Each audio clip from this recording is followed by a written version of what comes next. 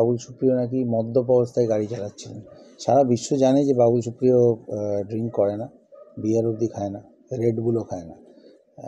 দ্বিতীয় হুগলি সেতুতে প্রকাশ্য রাস্তায় বাগযুদ্ধ রাজ্যের মন্ত্রী বাবুল সুপ্রিয় এবং তমলুকের বিজেপি সাংসদ অভিজিৎ গঙ্গোপাধ্যায়ের।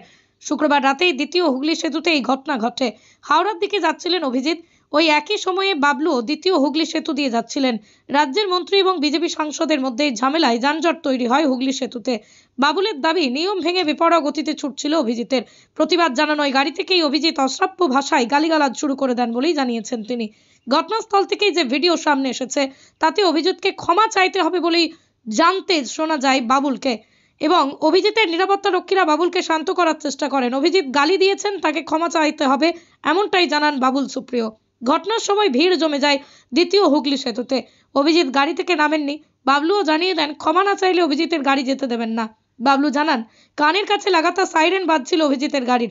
গোটা রাস্তায় স্কুটার, বাইক দেখে তীব্র হর্ন বাজাতে বাজাতে যাচ্ছিল অভিজিতের গাড়ি। এক মোটর সাইকেলের দুর্ঘটনা হয়, তারপরও সাইরেন বাজাতে থাকেন অভিজিৎ। তাতে অভিজিৎকে তিনি সাইরেন বাজানো বন্ধ করতে বলেন। এর পাল্টা গাড়ির মধ্যে থেকে অভিজিৎ তাকে গালিগালাজ করেন বলেই দাবি বাবুলের। অভিজিতের সাইরেন বাজানোর অনুমতি নেই বলেও জানান বাবুল।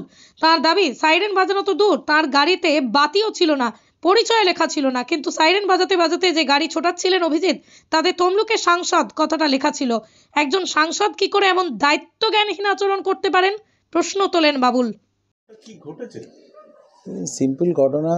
উনি এখন শুনলাম সব জায়গায় বলছেন যে বাবুল সুপ্রিয় নাকি মদ্যপ অবস্থায় গাড়ি চালাচ্ছিলেন। সারা বিশ্ব জানে যে বাবুল সুপ্রিয় ড্রিঙ্ক করে না, বিয়ার অবধি খায় না, রেড বুলও খায় না। তাতে অ্যালকোহল কন্টেন্ট আছে কিনা আমি জানি না, বাট সবাই জানেন। একটা গাড়ি এই সকালবেলা এবং রাত্রিবেলা এই ব্রিজে কাজ চলছে বলে সেকেন্ড হুগলি ব্রিজের একটা লেন সবসময় প্রায় বন্ধ থাকে। রাত্রিবেলা স্পেসিফিক্যালি ক্যালকাটা টু হাওড়া সাইডে একটা লেন বন্ধ করা থাকে। তো সবাই মোটর বাইক গাড়ি সবাই খুব স্কুইজিং করে ওইটার মধ্যে দিয়ে আসার চেষ্টা করে। আমি যে সময়টা আসছিলাম সেটা বেশ বিজি টাইমই ছিল। কটা নাগাদ হবে? নটা 10-15 হবে। তো আমি নতুন গাড়ি এবং আমার কোনো বিকন নেই, কোনো লাল নীল বাতি কিছু নেই, কোথাও কোনো নেই। আমি নিজেই গাড়ি চালাচ্ছিলাম। দেখলাম একটা গাড়ি পেছন থেকে বেশ র্যাশ চালাতে প্রচণ্ড জোরে হুটার বাজাতে সবাইকে ওভারটেক করে এদিক ওদিক করতে যাচ্ছে, এবং আমার গাড়িটাও যেভাবে ওভারটেক করলেন তাতে আমি ডান দিকে যেভাবে সরলাম একটা বাইককে মেরে দিতে পারতাম, কারণ সব পাশেই কী যেন বলে ওই ডিভাইডার রেলিংগুলো লাগানো ছিল, কাজেই কেউ যে সরে যাবে তারও জায়গা ছিল না।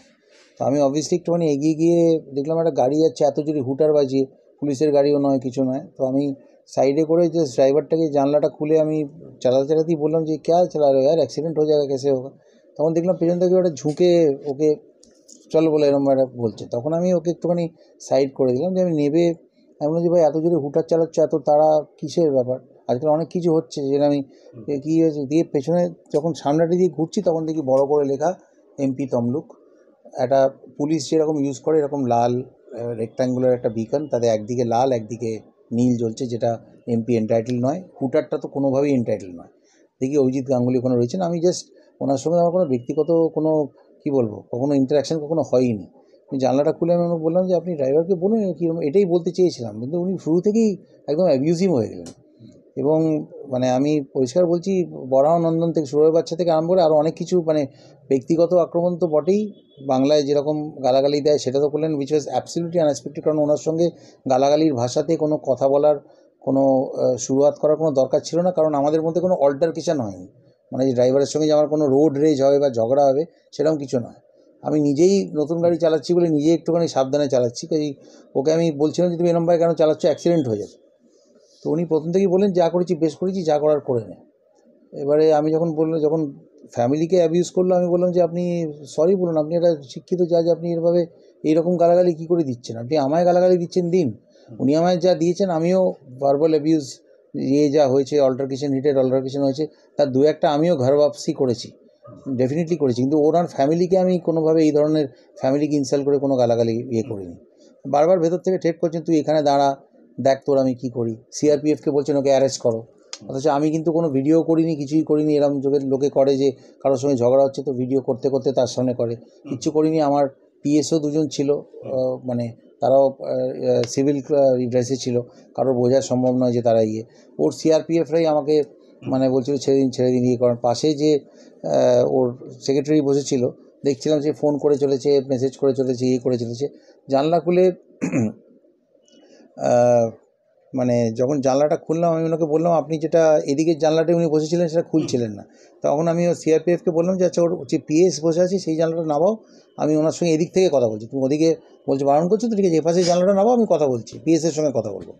তখন আমি ওকে বললাম যে ভাই আপনি you are a learned person, আপনি এরকম গালাগালি দিচ্ছেন প্রথমত ওই পাশ থেকে, জানলা বন্ধ করে দিলেন, তারপরে বলছেন বেশ করেছি তাই করেছি, আর আবার may I tell you that আপনি যেগুলো করছেন সবকটাই ইলিগাল। তার মধ্যে পাবলিক নোটিস করেছি যে বাট মানে এই যে ক্র্যাশ গার্ড একটা সামনে লাগায় না, সেটা এমনভাবে লাগানো যে নাম্বারটা পড়া যাচ্ছে না। ঠিক আছে, সেটা ওনার ব্যাপার, উনি চালাচ্ছেন, নাম্বার না দেখা গেলে যদি কখনো কনফ্রান্টেড কোথাও না হন তো ঠিক আছে, উনি চালান। সামনে যেটা আমি ওনাকে বললাম যে আপনি যে বিকনটা লাগিয়েছেন রেড অ্যান্ড ব্লু, সেটাও ইলিগাল, ওটা পুলিশের বিকন। উনি আমায় বললেন যে বিকনের স্পেলিং বলতে পারবি, do you know what is the spelling of beacon? তখন আমি ওনাকে বলি যে don't be presumptuous, what makes you think that I do not know the spelling of beacon? তো তুই দেখ এখানে দাঁড়িয়ে থাক, আমি তোকে দেখ আমি কী করছি, এই করা মানে অকথ্য ভাষায় গালাগালিতে আমি খালি ওনাকে, তারপরে লাস্টে আমি হাত জোর করেও বললাম এটা যে আপনি অন্তত যে গালাগালিগুলো করেছেন বাকি আপনি যা খুশি করুন, আমার কোনো ধারণাই ছিল না যে আপনি এই ধরনের ভাষা ব্যবহার করেন। তো আপনি খালি আমার ফ্যামিলিকে যে গালাগালি কেন করেছেন আপনি ওটার জন্য সরি বলুন। এবং সিআরপিএফের লোকগুলোকে আমি পাশে ডেকে বললাম যে भाई तुम बताओ मुझे, ऐसा पुराने जज है, एमपी है, गाली दे रहे हो तुम पर्सनल, ठीक है, मेरे ये माँ बाप को उठा के बहन इस तरीके का गाली आप क्यों दोगे? आपको कोई देगा तो आप छोड़ दोगे क्या? क्यों ऐसा देगा? उनको बोलो অ্যাপোলোজাইজ करने के लिए। বাট উনি যা করেছি বেশ করেছি, যা করবার করে নেবো, দেখে নেবো, তুই দেখ কী করি, এসব করতে থাকলেন। তারপরে আমি দেখলাম যে মানে ওনার সঙ্গে কথা বাড়ি সত্যি কোনো লাভ নেই, কী অবস্থায়। তো আমি তারপরে আমি গাড়ি নিজেই চালাচ্ছিলাম, এগিয়ে এসে আমার গাড়ি চালিয়ে আমি চলে এলাম, তার আগে গাড়ি সাইড করে দিয়েছিলাম, চালিয়ে চলে এলাম। পরে শুনলাম উনি বিভিন্ন চ্যানেলে বলেছেন যে আমি খুব টায়ার্ড, আমি কিছু বলতে পারছি না। ওনার বলার কিছু নেই, কারণ প্রথমত উনি ভোটার বাড়াতে পারেন না, সেকেন্ডলি ওরকম বিকন ইউজ করতে পারেন না, ওইভাবে গার্ড করতে পারেন না, যা করছেন ঠিক আছে, সেগুলো সবকটা ইলিগাল ওনাকে মনে করিয়ে দেওয়া দরকার ছিল। এবং যেটা ব্যাপার শুনলাম যে উনি সব জায়গায় বলেছেন আমি নাকি মদ্যপ অবস্থায় গাড়ি চালাচ্ছিলাম।